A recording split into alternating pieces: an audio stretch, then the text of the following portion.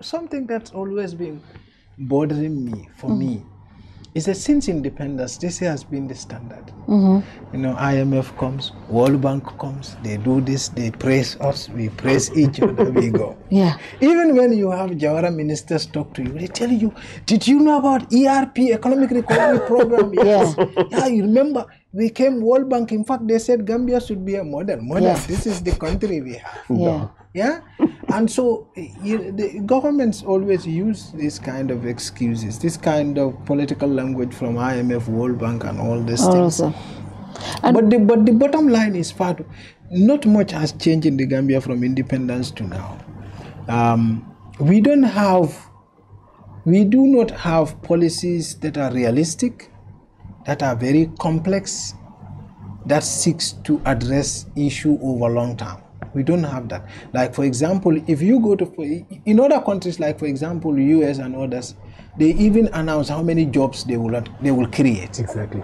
Yes. Yeah. And every month this is not based on just wish list. Yeah. Even every month, they tell us how many jobs have been created in November, October, yes. This is not based on a wish list. This is based on tangible numbers. Yes.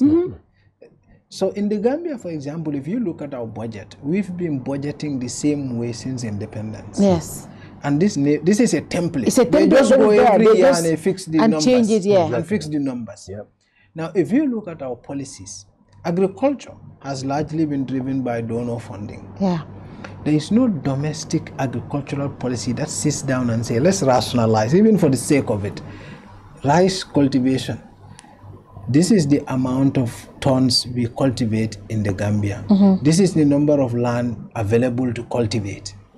And this land, this is the number of investment we need to put yearly, to create this number of investment yearly, to create this number of products produced yearly. And this is the number, we can produce 200,000 tons in 10 years. And these are the institutions that are going to be in charge of that production. So that you don't also have rice in country made, but people cannot afford it. I have a peculiar, different ideas about it, but government needs to sit down and think about this in a tangible way. It's not like all these high-sounding NDP green, NDP this, green revolution. These are now big languages.